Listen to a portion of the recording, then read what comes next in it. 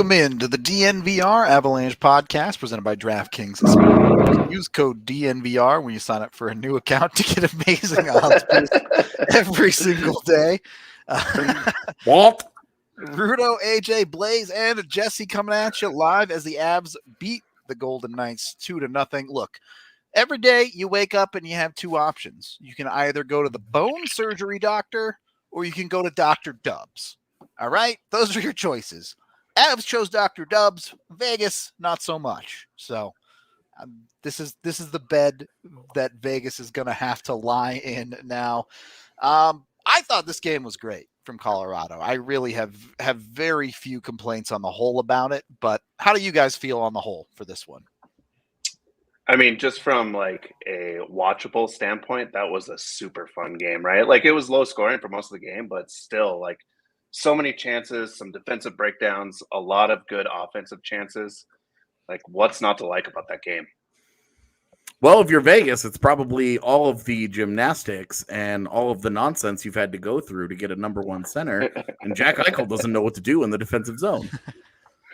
So I would have to say from Vegas' standpoint, looking at Jack Eichel and wondering, oh, holy shit, there's been a different level of accountability in this organization than he's had anywhere in his entire life, because he's always been by far the best player and the most talented guy, and he's always gotten away with whatever he's wanted, and he's never had to commit defensively to the way that he needs to in order to be successful, especially in Vegas, and that's why he just got his shit rocked against Colorado's top line.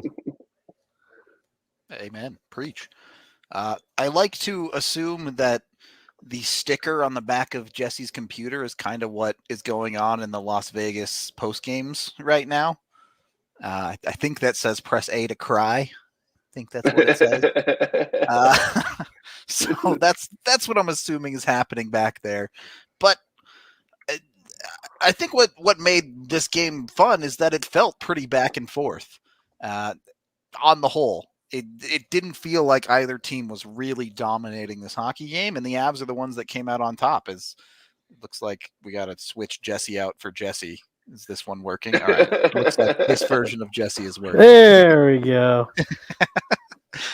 Making it work right now. Yeah, no, sorry about that. But real quick before we move on, I thought that was a great game from the Avs. That was a phenomenal response game. Outplayed Dallas last night. Don't get the result you want. And then you come into Vegas where they have every reason to, accept a loss. A lot of energy in the building. Big night for them. 6 days off for Vegas. You're coming in on the second night of a back-to-back. They did a good job of weathering that emotional storm at the beginning. And then, Vegas had that push there in the third, but outside of a couple shifts here and there, I thought the Avs shut it down pretty well. And then Darcy Kuemper has been phenomenal in 2022 so far. Yeah. Really just everything that, you hoped for at the beginning of the season and you saw flashes of. Part of the reason why I always felt real confident that you'd see this version of him at some point. You saw the flashes, and it's nice to see him putting it together, and he covers up some of their mistakes, but that's why goalies are there. That's literally their that's literally their entire job is when all else fails, you've got to make the stop, and he's doing that. And going back to what we talked about in the pregame about, obviously you don't want to take too much away from, games, and it never means any type of guaranteed success. But if you're Vegas, we talked to Ken yesterday on the pod, and he talked about how maybe so much of that Vegas Colorado series comes down to the fact that Philip Grubauer kind of fell apart. That's got to be a little bit of a splash of cold water in the face of, Vegas fans and just that whole side of it, that staring down a different goal. 3 goals. Yeah. Yep. They didn't get to kind of crank it up and slow things down and trap the Avs and stuff like that. I thought the Avs did a great job of responding. Really, I thought that was a great effort from the Avs on a lot of different fronts. Yeah. I do want to talk about Kuemper more, but we'll save that for a little bit later.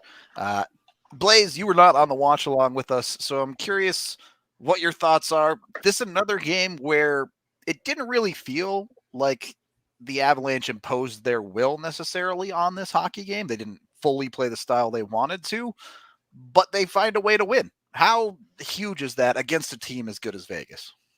I mean, especially with, the recent history against Vegas, like that is gigantic, right? Like, again, the thing that we've been talking about all year is like the Avs are fine playing different styles of hockey. And again, this is a good hockey team on the other side. Like they match up against the Avs with their speed a lot as well. So like you knew that this was going to be a fast paced game.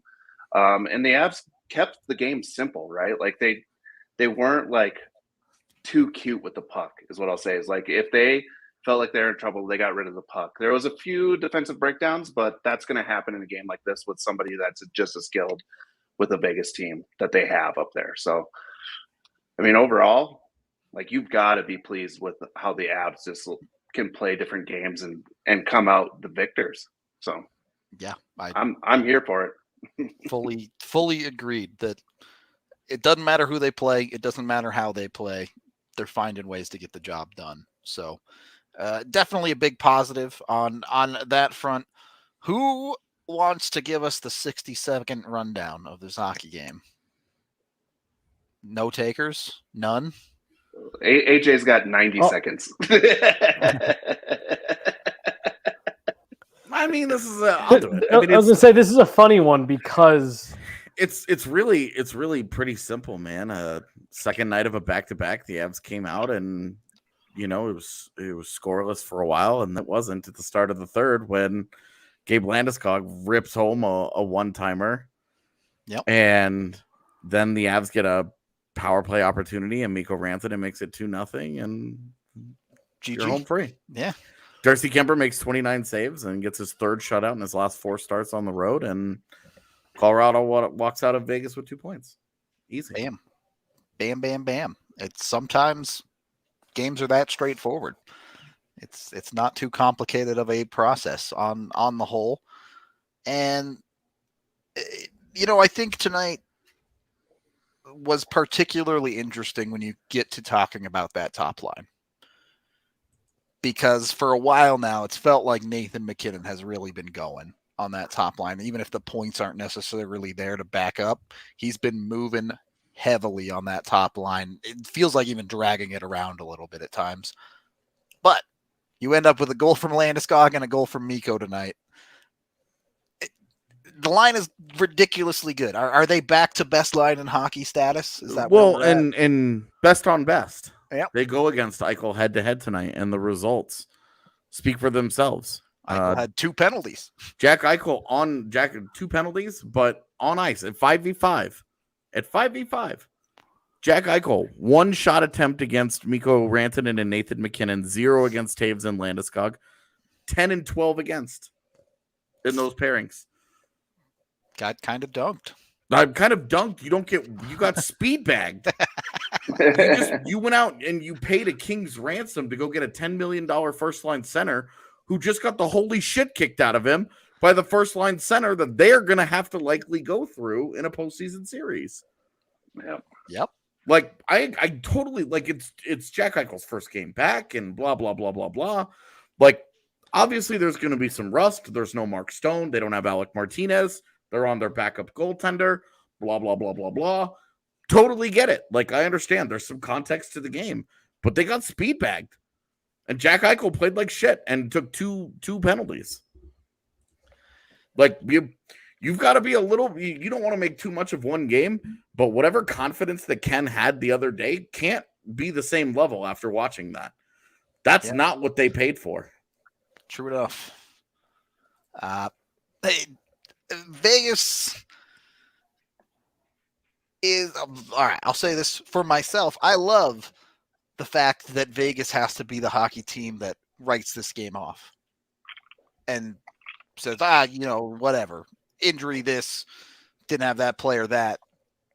That's Vegas's problem now. The Avs get to walk away from this one and say, hey, we just beat the most competitive team against us in the West. Yeah, I mean, they had a whole week to sit around and hype up this game and Jack Eichel's debut, and they haven't played and blah blah blah blah blah. The Avs are coming in on the second half of a back-to-back where they traveled from Denver last night. They played Dallas last night while Vegas sat around and jerked off.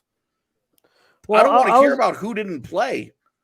I was gonna say if you're Vegas, to me, and not to make this sound like, oh my God, what a catastrophic loss for Vegas, but like I don't know if that is one that you can write off for them, because you had all the hype going into this game. It's the debut. You're sold out, standing room only. Yeah, you've had the last 3 days to sit there and watch film, put together a game plan, right? That's one of the things that Ken talked about the other day. Well, the Avs just didn't have an answer for the Vegas game plan. That's one of the narratives from that series last year. Game earlier, so they just don't have an answer for Vegas. You had a week to sit here and put that together and look at this game, and you're rested. Like, this is one where, again, you do need to sit back. I don't think this is like a game's like a problem for Vegas, but I think that's a little bit of a sobering game where it's like, woof, you know, they can come in tired. Yeah, we're missing one of our top guys, but you know, I mean, you can make all the excuses you want for Jack Eichel in this hockey game, but you look at his defensive zone and you say that's not good enough. Yeah, that has nothing to do with being rusty. That just has just no accountability in the defensive zone. So Colorado's top line put up 6 scoring chances against Jack Eichel head to head. Yep, they only produced 1. Just rust, tiredness, whatever. He's been practicing with the team for weeks. He thinks certainly one terrible penalty and another one that not particularly good. So was there any point in this game where you guys felt like they looked like they were on the back end of a back-to-back game? I thought the first 10 minutes of the game, I thought the Vegas had all the jump and Colorado just looked like they were comfortable doing the old weather the storm thing. Survive the push. And then once they got through that, different game entirely. I think it cropped up a little bit at the end too. I was going to say, I remember 2 shifts where they made a couple mistakes where it's like, you could tell that those were just like, you needed to take an extra stride. You needed to, hold that puck a second longer or whatever. But literally, I can think of 2 shifts in the third. Like AJ said, that first 10 minutes, that's honestly kind of what I expected. That's kind of how you expect Vegas to come out in a game like that. But no, other than that, I mean, I thought they just and they honestly, the reason I don't think it was an issue is, again, going back to the pregame show, we talked about how good the Avs have been in the second half of back-to-backs. To me, it's just they're just bought into their system where they're not exerting a lot of extra energy and tiring themselves out late in games. They're not making a lot of egregious mistakes. Jared Bednar rolls 4 lines for as long as he can. That speaks a little bit to the depth. Even when they're not scoring, he feels like he can run those 3rd and 4th lines out there for a shift or 2. And it's just when you're not having to chase the puck around, when you feel like you're kind of in control of your own system and you're able to mix in those bottom 6 shifts, you end up with a series of good results in the second half of those back-to-backs where they're just kind of showing that for the most part, those aren't bothering them. Yeah. When you look at the time on ice, the Avs ended up with a little bit of a heavy lean into the top 6 by the end of the game, but you go down the list and you look at it and you're like, okay, the Avs leaned on the guys that won them the hockey game, and you're getting by just fine. On the defensive side, you got 19 minutes out of Jack Johnson. You got 18 minutes out of EJ. Granted, they're working around giving Curtis McDermott 7 minutes, but they feel pretty darn comfortable just working anyone up and into the lineup when they need to. And on the offensive side, that gives them an opportunity to play hot hands. You see guys who are playing well elevate. That again goes back to just this concept that how bought in this team is to the system, that you feel comfortable enough that Tyson Joe, Sabe Kubel, Logan O'Connor, Alex Newhook, even, what was it last week? 2 weeks ago, whatever it is, he's taking a face-off with 40 seconds left in the defensive zone. That they have the confidence that these guys understand the goal enough that whoever we put out there, we trust that they're going to execute to a certain level. I've got a picture that I never tweeted out because, whatever. A couple weeks ago during a timeout, and I just thought it was so interesting. Everyone saw the picture from, I think it was Vancouver early in the season, right before Travis Green got fired. And they're all just kind of scattered getting water, and the Avs are all huddled up listening. Similar concept as where I don't remember who it was they were playing, but the 5 players who were on the ice were all huddled around the coaches. Everyone else kind of doing stuff. For the Avs, literally down to Darcy Kuemper, who came from the net, were all huddled around listening to what Jared Bednar had to say, what he was drawing up. And I just thought it was so interesting. And I saw it again tonight.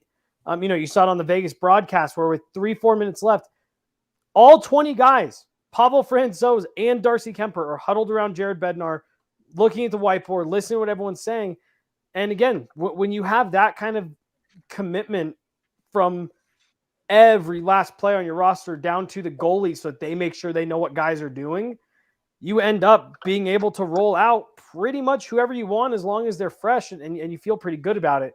I don't know if I've ever seen a team, even, Avs, Jared Bednar teams from the last couple of years. I don't know if I've ever seen that. Yeah, you talked about it earlier. I do really think this team is completely bought in. And how easy is it to buy into a system when you look behind you and it's Darcy freaking Kuemper holding it down for you? So, right. If you want to buy in to your own health, Athletic Greens, go check them out.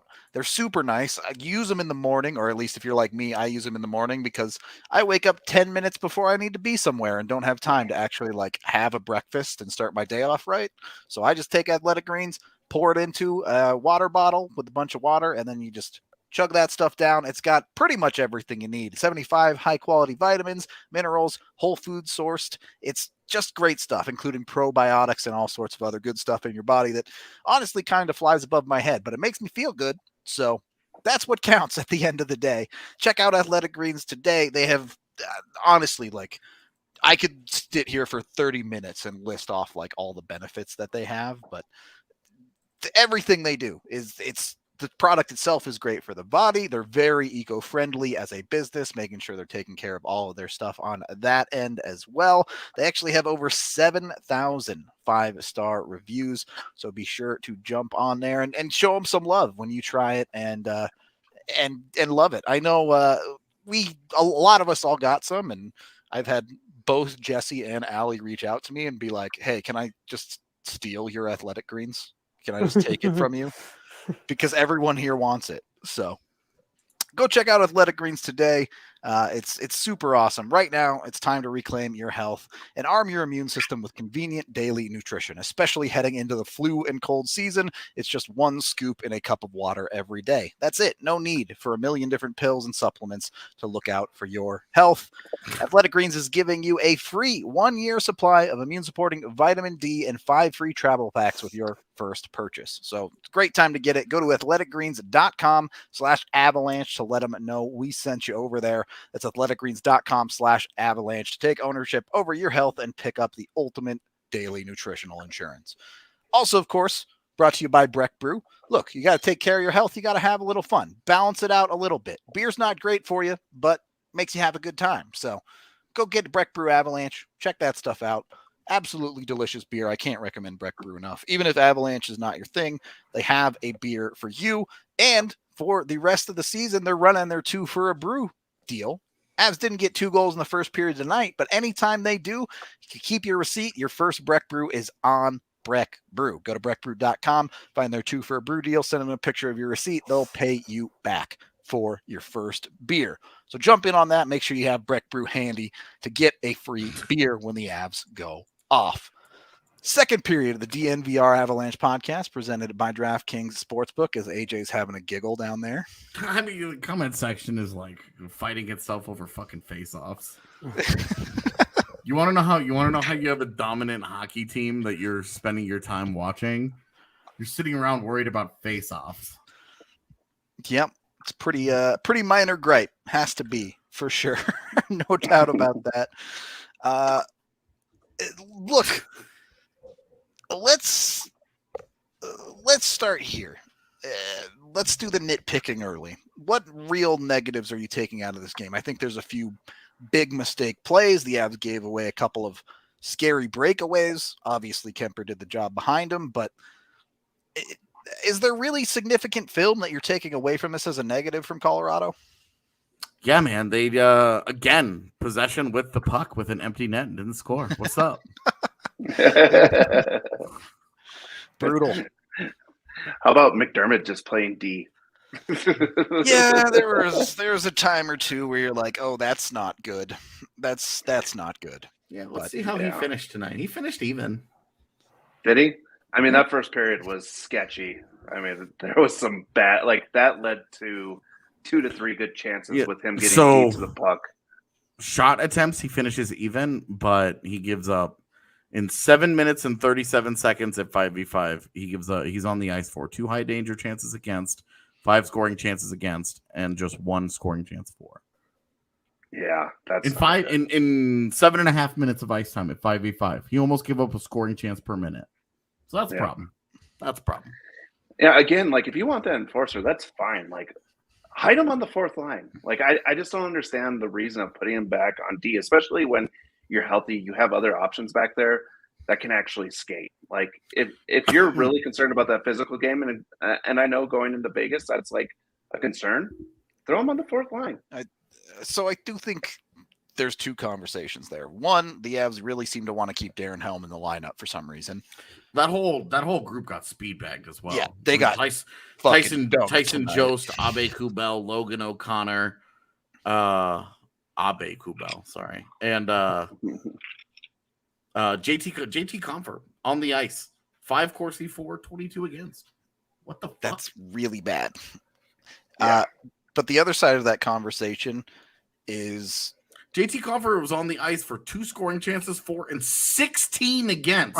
Yeah, that's in 11 minutes and 57 seconds at 5v5. That's really bad. 16 scoring chances against. You have got to be doing something spectacular to be that bad. The other side of that conversation is at the start of February. Well, the start of before the All-Star break and immediately after. The Avs got Ryan Murray back, and the dude got dunked on. So they don't feel like they can rely on starting Ryan Murray in this defense right now. Yeah, well, and I think right now they're just trying to get some sort of answer at that revolving door. Like Curtis McDermott's been okay, but they need a real answer. Curtis McDermott cannot take the ice for you in a playoff series. He's going to be the target of every opposing team. Yep. And look, you need to limit the minutes of Jack Johnson, Eric Johnson, those guys. Like you need to do something to limit those minutes because it's not like those guys are world beaters. I talked about it last night. The Curtis McDermott being in the lineup right now, that says more to me about what they think of Ryan Murray's play than it does what they think of Curtis McDermott's play. Yeah. And that's the part that I think is the fact that you consider you have a healthy Ryan Murray and Curtis McDermott's playing that 6D spot. Yeah. And we're in, that was what, game 48? Yeah. Game 48. There's still time for this thing to sort itself out. Definitely. For sure. So, right now, the last 2 games we saw Ryan Murray play were brutally bad. Yep. Yeah. But there isn't anything that's happened with Curtis McDermott the last couple of days where you're like, that's been better. True enough. So, you could just as easily see Ryan Murray back in the lineup on Saturday morning. Well, yeah, for sure. But to me, that's also one of those things where, again, they sit there and they say, and this is your biggest problem, that there is no difference right now between Ryan Murray and Curtis McDermott. And at that point, if you're truly splitting that difference, I totally understand why they're going with McDermott. At least he brings some type of intimidation factor. Well, there's an intangible that he brings that Ryan Murray certainly isn't. But again, right.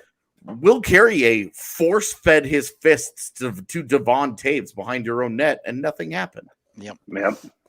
So, like, again, you're talking about, like, Curtis McDermott, like, oh, dude, that back scratcher is a lifesaver. A lifesaver. If anybody wants to know where to get that thing, hit me up. I'll get you that link because it's amazing. I live life without a back scratcher because I'm not a T-Rex, so it's fine. Buddy, let me tell you, it's great for the skin, too. Oh, yeah? And if there's one thing that I've started to care something about, it's a skincare routine. Oh, my God. Anyway, moving on. Yeah. Like, you do want to see McDermott actually, like, mix it up a little bit in a game like this. You know, I loved what he did not fighting Jamie Benn last night. There was a time and place, and he did not. Was it last night? It was a couple games ago. I believe it was last night. Yeah. The two Dallas games kind of just got mashed into my brain into like one pit of misery. I'm pretty sure that was two. I'm pretty sure that was the game in Dallas. Yeah, and he did not take that fight, and it was a bad time for him to take that fight. I think you're right because it was a good situation for him to say no thank you to. Sure. And I was happy with that. Like I'm good with I'm good with him making good solid situations and all. But I want to see him if he's out there for that purpose, mix it up just a little, my man. One other bad thing I want to talk about in this game, Nathan MacKinnon hit on Nolan Patrick. Oh, definitely. I expect we're going to see a dopes call on that one. I don't know what the result will be necessarily, but I'm past the point of trying to figure out when we will and will not see something that disappointing. I think there's a better chance that MacKinnon gets a suspension because Nolan Patrick didn't return. Yeah, agree with that. Yeah. That's the one where I think it's like because they punish the injury so often that I'm like, well, if Nolan Patrick is out for an extended period of time, they might be like, well, Nathan MacKinnon, 2 games or whatever. Yeah, I think I expect it to be 2 games. One, because you run that hit back, it's blindside. Nolan Patrick doesn't even really have the puck. It's the exact hit that everyone says, oh, yeah, that's the bad one. Don't do that one. So I'm not hopeful. Yeah, MacKinnon will get 1 game just because it's MacKinnon. That's sure. That's I what understand think the 2, but he'll get 1 game as a slap on the hand just because it's Nathan MacKinnon. Yeah, I could totally see that. Yeah. For all the people arguing that the league doesn't protect its superstars, maybe they protect it from themselves a little bit. Anyway, let's end this segment off with the biggest positive of the game. King of the game, Darcy Kuemper, rolls the Shocker. shutout out there. 29 save shutout tonight. This was the first night of these shutouts, and I'm sure AJ will run the full stats by us in a second here. But tonight, Kuemper, not only did he look locked in, he made a couple of those huge saves that you go, that was a fucking save. A lot of Kemper's greatness has been he's just playing really well. He's square to everything. He's solid. Tonight, he made some 10-bell saves. But even those saves for me, like there was a calmness to them. Like they weren't scrambly. I fully agree. He made some huge saves, but it still even seemed like, man, he made that save, but it looked easy. Yeah. And that to me, that is what I remember of Darcy Kuemper when the Avs played him. And then that series before that, when they got through Nashville in that play-in round, was that it's just, I mean, you were looking at him and even on TV, you could see you're like, there's nothing there to shoot at. Like there's nothing there's no way to beat him. Kuemper a shirt. Go get it right now. And that's how he's looked these last couple games where it's just like, he's eating pucks. He's not giving up many rebounds. He's not, he knows right where the puck is. I remember that early in this season, it seemed like every time the puck hit him, he was looking around in his gear, trying to figure out, do I have it? Is it behind me? Did I drop it? And it's just pucks are hitting him. He knows where they are. He's finding them through traffic. And he's maybe most importantly, he's getting the Avs out of those tough situations when they get stuck out there on a long shift. They ice the puck in this game. You had guys caught out there for 2 minutes. He stays calm in net, looks through a screen, swallows a puck right after the next face-off, gets his guys off the ice, gets them out of trouble, and just really looks like, yep, just another day. Who was it that had the partial break in the third period for Vegas, and Kuemper is like at the hash marks? Riley Smith. And it's like, if you're Riley Smith and you're looking at that, like, you can't even see the boards. You can't even see the glass behind him because Kemper's 6'3" and he's at the hash marks. Like, yeah, you want to talk about a goalie that's feeling it. Just look where he's at on the ice, right? Like, everything was at the top of the crease. He was like tracking pucks like no man's land. I mean, obviously they had chances that went off the post, but again, when a goalie's feeling it, you've got to squeeze that stick a little bit harder and really try to aim for those corners. And I mean, he was stopping everything that was a high danger chance. So there's an anecdote from Peter McNabb years ago where he would say, when he talked, I don't know if it was Patrick Waugh or some other goalie, but when he talked to him, he said, when they're really feeling it, they know when a puck's not going in.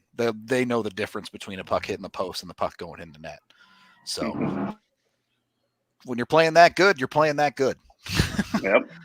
How well is Darcy Kuemper playing? Over his last 18 starts, he is 14-0-2 with a .936 save percentage and 3 shutouts. Is that good? Now do his stats in his last 4 games. I'd have to redo the math because this hasn't updated with tonight's stats. You already tweeted it out earlier. Oh, those were his last 4 road games. Oh, his last 4 road games. Okay. Yeah, still. Ridiculous. His last 4 road games, he had a 20-save shutout at Arizona. He stopped 40 of 41 shots against the Kings. He had a shutout at Dallas, a shutout at Vegas. He stopped 113 and 114 shots. So Kuemper likes traveling. Got it. Get away from the house a little bit. Yeah.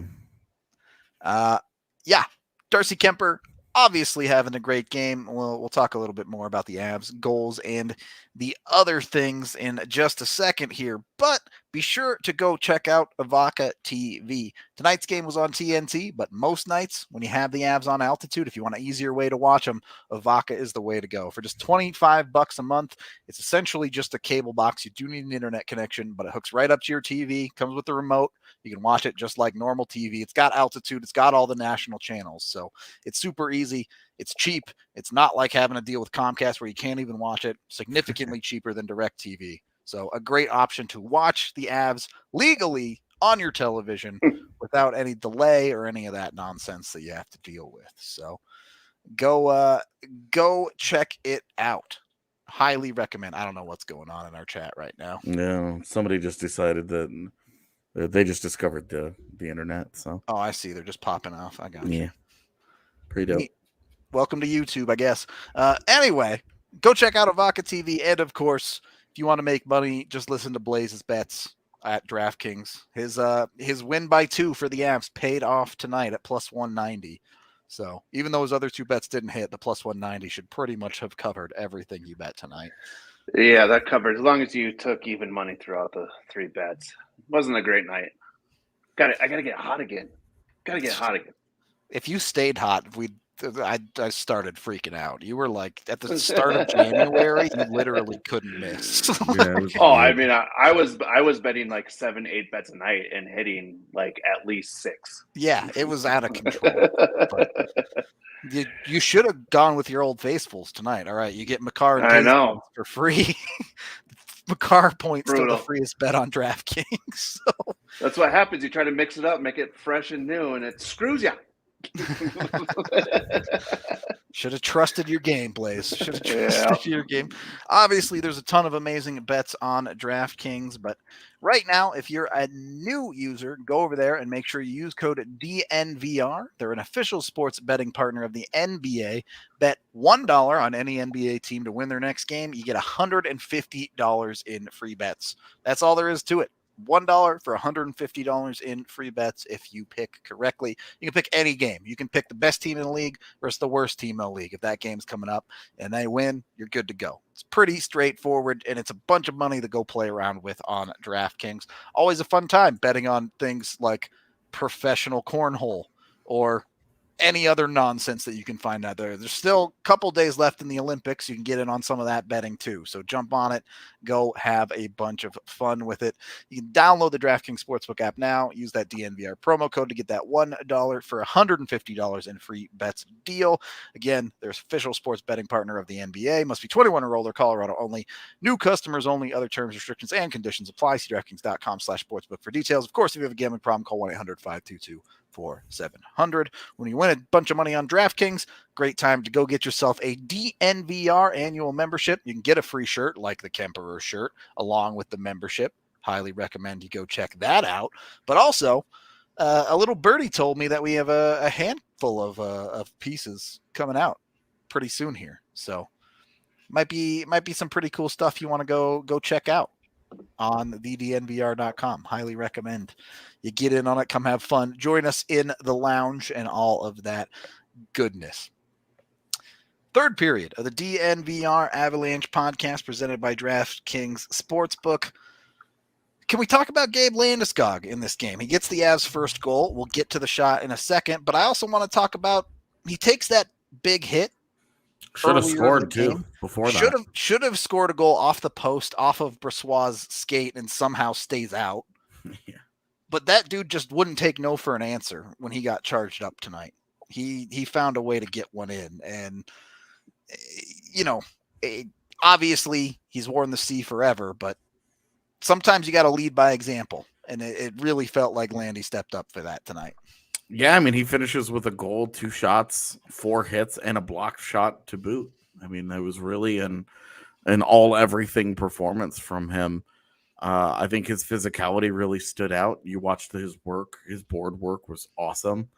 Him digging pucks out and his work going against the other cats down low. I mean, this was just a hard work kind of game for him where your top line scores both your goals at even strength and on the power play. But it's more about the work that they put in to get them there than because the power play that they score on, who draws it? Is Landeskog poking the puck up the wall past Alex Pietrangelo. Pietrangelo has to stop and has to trip him to keep it from being a clean break or a clean 2-on-1 going the other way. And he draws that penalty. They score on the power play. It's 2-0. It was lights out. It's the guy who took the Eichel stick to the face too. So drew 2 tonight. Gabe Landeskog scored his 23rd goal of the season tonight. I mean, the guy is having the best year of his career, and it's the anti-contract. Yeah, it's the just signed it bump, which is totally a thing. Right. Everybody else is talking. You look at how often guys get paid, get comfortable, and relax.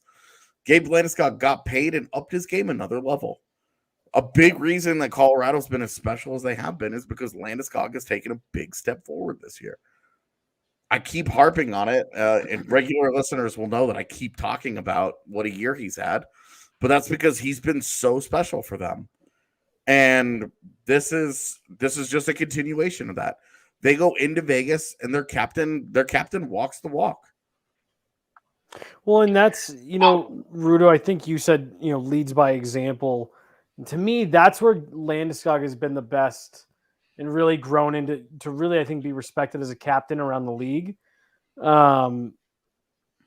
Now, I know, we were talking the other day. I don't remember if it was on the pod or just the three of us kind of chatting about Connor McDavid and how maybe your best player doesn't need to be your captain all the time. I think Landy has those leadership qualities, but his best games are when he goes out and obviously, but does stuff like tonight where it's just he has a little bit of that MacKinnon where he can just will a goal into existence. And you can usually see it coming a shift or two before or at the beginning of his shift. And tonight he took that big hit behind the net and you saw him get up and he tried to land a big hit. There's only a couple seconds left. He still gets after the puck. And you just kind of felt that game ramping up. They came out in the third and it felt like everyone kind of followed his lead there. That first shift or two, there was a lot more energy. I mean, I lost track of the amount of times that we talked about their puck retrieval during the watch along. Yeah, they were crushing it. Just picked right back up. Gabe Landeskog is the one who punches it home. I mean, looking like Mikko Rantanen on that half wall. And again, that is when Gabe Landeskog is at his best, is when he is taking control of the game and saying, everyone follow what I'm doing. And I think you're right, AJ. I think he's done that at a much higher rate this year than we've seen him, in the past, as good as he's been. All right. Now, raise your hand if you knew Landy had the one-time clap bomb from the circle before this year. Oh, before this year? Never mind. And no one should put their hands up.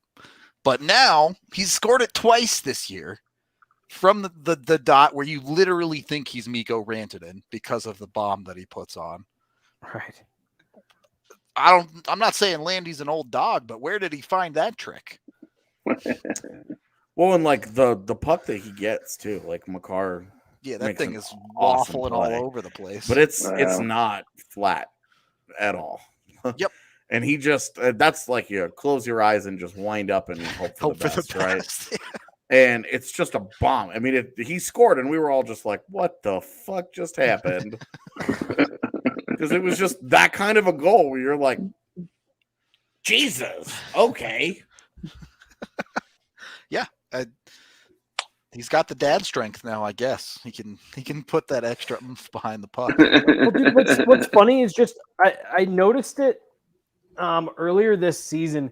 He does seem to be working on a little bit more of that kind of like high skill stuff after practice. If you've ever been to an Avs practice or morning skate, the practice officially ends, but then a bunch of guys stay out there kind of doing their own thing, working on their own stuff. Anywhere between 15 to 45 minutes after practice. And I've noticed him working on some of that little kind of stuff with Mikko, the tips around the net and stuff like that. Yeah.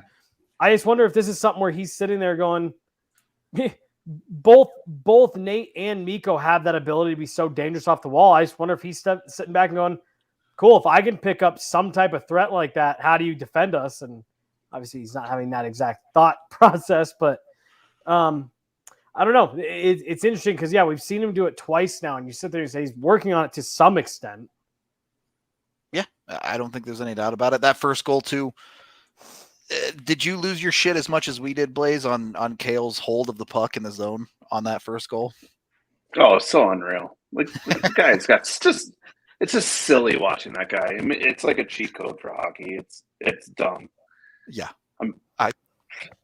What do you even say about him at this point? Like, we had the conversation on the watch along where it's like, if Cale Makar plays 70 plus games this year, it's a foregone conclusion that he's won the Norris Trophy. Like, yeah. What are we even doing? Which, by the way, you can still get plus odds on DraftKings. You're basically betting that Cale Makar doesn't get hurt. That's what that bet is at this point. Yeah. Yeah, I've taken a lot of my bets and just taken the winnings and put them into that bet. So like I'm praying that he stays healthy. But you're deep in that hole right now. Oh, I am, but it's just like how can you not take it? Especially when it's just like you go back and it's like, oh, okay, it's still at plus 145 or whatever it's at the day. You're like, okay, I'll take that. That's free money. So hell yeah. Yeah. Love it. The other goal ends up being Mikko. He takes a great pass from MacKinnon on the seam. This one he's patient with, gets Brossoit to dive across and then rips it into the net. The conversation continues, I think, with Mikko this year that you still haven't seen him turn it up anywhere close to 100%. But he just doesn't need to. That's the thing, man.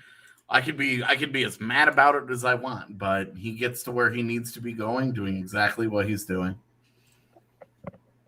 Simple as that. And however we might feel about it, it just doesn't matter. I mean, he's up to 56 points in 45 games. He's a top 10 scorer in the NHL.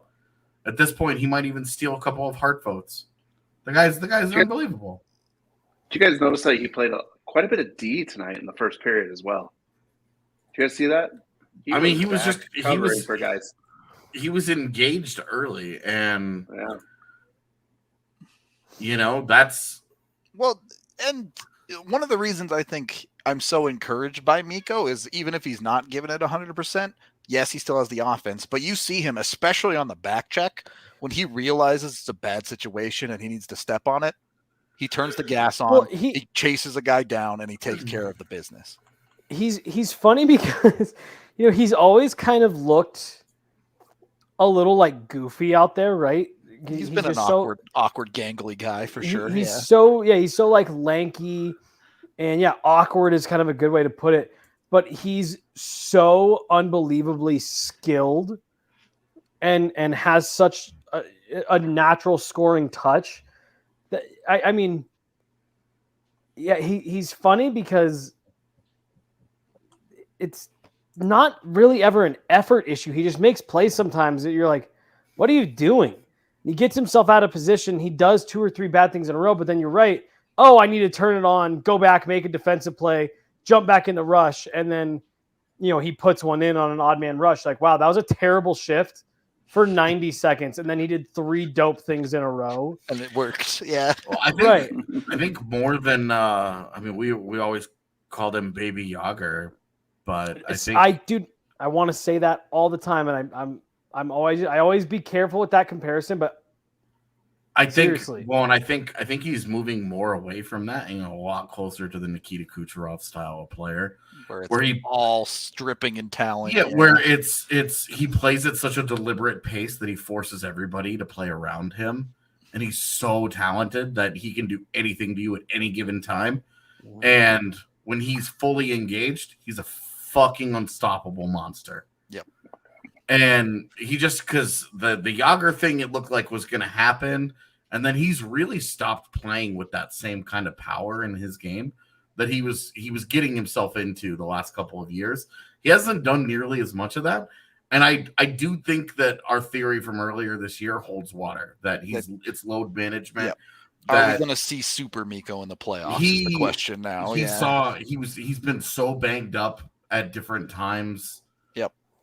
During the postseason that he's just like, look, I need to do a better job of taking care of myself during the regular season. So he's not going out there and fighting with Mikey Andersons of the world, in the corners anymore. He's picking his spots a lot better. And it looks like he's doing a lot more of the Kucherov style of game, where he plays at a very deliberate pace and he controls what he's doing when he's out there. And he has a turbocharged line mate, just like Kucherov does with Braden Point in Nathan MacKinnon. And they're just magic together. Yep.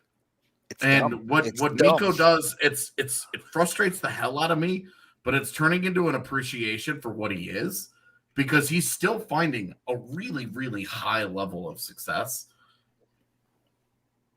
without whatever element of his game that I think should be there or whatever. He's still getting to where he needs to be. And when he turns on the Jets and he's completely engaged, he's unbelievable.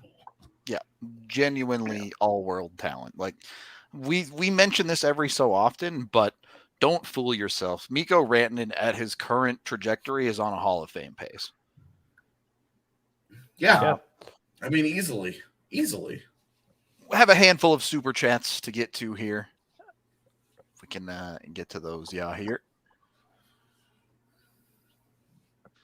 $5 from Chris. The TNT crew was awfully biased towards VGK. On a positive note, is Kuemper nudging his way into Vezina talks? Also, hit that like button. If you don't want to listen to the TNT crew, join us for the watch along next time. Yeah. Problem solved for you there. Is Kuemper nudging his way in? Maybe. Yes. Can he do enough to win it? Gonna be tough. Yes. You think so? Yes. I was gonna say, who's the favorite right now that you would say he can't catch? Well, Shesterkin he's pretty far out ahead. Yeah. But there is recency bias. Yeah, well, and I always talk about why we try and award these things 35 games in, and it's like, come on. There's half a season left. But you look at, and I always use the 20-game mark because that's basically starters. That's half your games. Yep. That's where it is. Starting goaltenders right now, Darcy Kuemper has now tied for 10th in save percentage with Thatcher Demko and Jack Campbell. 0.01% behind Andrei Vasilevsky. And you've got to say, look, Igor Shesterkin has a .938 save percentage. He's your front runner easily. Freddie Anderson's got to be in the conversation. Jacob Markstrom has 8 fucking shutouts. He's in the conversation. Tristan Jarry, UC Saros, those guys have been really, really, really good. Yeah. But now Darcy Kuemper working his way into it. Look, it's probably not going to be Thatcher Demko. But Darcy Kuemper just keeps crawling his way up this list. And when you talk about everybody thinks that, oh, Colorado's got a goaltending problem. Is it the goalies? It's the goalies. It's the goalies. If that dude gets himself into the top 5 in save percentage and he gets himself into the top 5 in some of the fancy stats, why wouldn't he be? He might have a long way to go to be a finalist, but you've got half a season still to be played here. Yep. Well, and that's kind of, with this award more than any, you can have front runners, but right there, I think it's really just a lot of guys that are in the conversation. Yeah. And it to your point about, we have these conversations 30 games, 40 games, whatever, into the season. Igor Shesterkin goes through a bad, 8-day stretch where he has a couple games where he falls off, and suddenly those numbers look a lot different. And just the Jack Campbell a month ago, when Toronto rolled into Denver, Jack Campbell had a .938 save percentage. Yep. Yeah. And now he's at .921 a month and a half later. And the thing is, with goalies, like, you have one game where you get blown up for 7, and your save percentage drops 3-4 points. Yeah.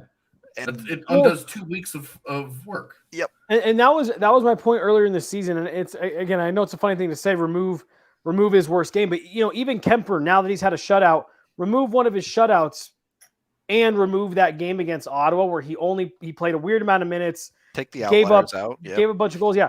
Remove his highest and his lowest, and I'll bet you that save percentage still goes up even with removing a shutout. You know what I mean? Yep. And it's just, again, I don't know if he can win it. Frankly, I don't really care. I don't think he's too concerned either. Yeah. But I think he's starting to put – the point I'm kind of making is when you look at that field, you sit there and you say, I mean, if he keeps trending even roughly in this direction, not going to expect 3 shutouts in 4 nights every fucking week, but – trending in this relative direction where he's in a rhythm, he's getting rest, and he really seems settled in. I don't think there's anybody that's so far out ahead in the Vezina conversation where you say, yeah, he can't even. I don't know if he can get into that. You have enough games left. I think the problem is games played. Yeah, the other part of that too is like it needs to be weighted a little bit, right? Like you start talking about going into March, April, May. Like you get hot in that season, that part of the season, like that's a game changer, right? Like, because that can change the outcome of a season real quick. So, like, especially for a hot team versus scoreboard watching a lot more. Yeah. So I agree. People are a lot more aware of what's going on around the league in the later months. So you get some of that tuning in and recency bias of people going, oh, look at Kuemper pop off if he keeps going. So definitely think that's part of the conversation. Thank you for the 5, Chris. That was a long one. Next. 5 from Seth. Nugs beat Golden State on a buzzer beater and have shut out the Golden Knights. All that glitters is not gold. Good night to be a Colorado sports fan. Yeah, a lot of dubs coming home for Colorado tonight. So dope. Thank you for the 5. It was a great night for Denver sports because the Avs also 2-0'd Vegas as an organization tonight because the Eagles blew out Henderson. Yep. So double dub right there. We call that the double dub. 5 more from Chris. Kuemper looks to be working his way back into the Vezina conversation. Also hit that like button. Yeah, like and subscribe. We kind of just had a 10-minute conversation about this, so I think we covered it. Thank you. 5 from Justin. Idea: Avs win the cup. AJ goes full banana pants for a charity drive. Avs win the cup. Lots of things are on the table. Yeah, a whole new world is open at that point. Thank you, Justin. And $2 from Tommy. Eichel, who? Yeah, I saw somebody ask when does he when does Eichel make his debut again? And I thought that was pretty fun. Yeah, Oh, YouTube well just played, hit old chap. 18K subs. Thank you, everybody. One step closer to 100K. We still want that play button, though. It's like Rudo's Crazy, goal 18K in now. life. Yeah, 18K. That's a lot. It's been my goal to get a play button for a long, long time. So now it just maybe actually could possibly happen. So $10 from Nom Nom. Can you guys discuss some of the giveaways and turnovers for the Avs? It seems to be our worst attribute. Glad to have Darcy, to be frank. Is that like a play on Darcy and Frankie? I see what you did there.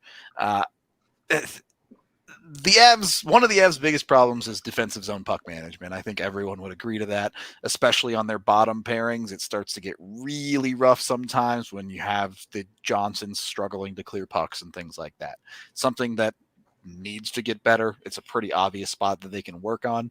But as we do every so often, don't read too much into actual stats about giveaways in the box score, because those are unbelievably arbitrary, and nobody should ever look at giveaways and takeaways as meaningful statistics ever under any circumstances. Not even maybe, just don't burn it. Yeah, there's two teams out on the ice, not even right? outliers of any kind. Just exactly. Don't. Yeah. There's two teams out on the ice, and both of them have top lines and players that can create things out of nothing. Obviously, you want every Avs player not to give a turnover, but that's just not going to happen in a league that has such high talent. Like, it's something that's going to happen, and you just hope to mitigate it with a good goalie and hopefully good defensive, structure that can kind of stop bad things that happen in the defensive zone. It's never not going to happen, though. Well, that's just part of hockey. This is the ballad of Tyson Barrie, right? Like, everyone used to get on him for being terrible in that stat, but why does Tyson Barrie have a bunch of turnovers? Because he always has the puck. Yep. You can't turn over the puck if you never touch it. So nobody's perfect. Everyone's going to turn over the puck sometimes, but to the original statement, there are not a lot of things you look at for the Avs that are real big problems, but I think defensive puck management is the one where you're going, boy, really glad to have Darcy Kuemper bail you out, but you can't keep giving away breakaways by the handful. Yeah. So can't tell what it is. Yeah, we're on here. I can go look it up. Well, let me go on the YouTube chat and we'll see. Hang on, Sasha. Thank you for the super sticker. Jean-Luc Foudy scored for the Eagles tonight, so keep an eye out for that, because we're going to have a little thing on Jean-Luc Foudy posting in the morning. All right. I can't actually get the actual description of it, but it's the one that goes something like, video game controller holding his thumbs up with the word GG. It's the best I can do. Nice. Okay. I think that's everything, yeah? So, any final thoughts about the Avs, about the game going on here? It's hard to like, the Avs didn't solve all their problems with the win. They don't suddenly have to never worry about Vegas ever again in the postseason or whatever. It doesn't erase anything that's happened, but it just reinforces that, one, this Avs team is different, and that everybody out west is chasing them. Well, and really chasing them. And two, good luck. It's a different group. It's a different group. With a regulation loss and a Calgary win, Vegas now sits 3 points back of the Flames, and Calgary has 2 games in hand at the top of the Pacific. So, they got a ways to go. Yep. As ridiculously far ahead of the West that the Avs are, there's still a ton to shake out this year. They have a 15-point lead on Vegas. It's not meaningful because they're not in the same division. With a game in hand. Yeah, 15-point lead on Vegas with a game in hand. Colorado also has the league's best goal differential, plus 58. Got them. So it's pretty good. They're just the best team in the NHL right now. Even with all of this, the team's dope right now until like April. just because of the way the NHL works. But Yeah. And like Calgary's won 8 games in a row. They're absolutely on fire right now. They look awesome. They're blowing everybody out. that'll come down to earth at some point. But Yeah. I mean, until they put a 3-month run together like what Colorado did, yeah, I'm 100% believing that what Rudo just said is true. That they will come back down a little bit at some point. I think I'm the one that keeps saying I think the Flames are good. I don't think Vegas has a cakewalk to a division title.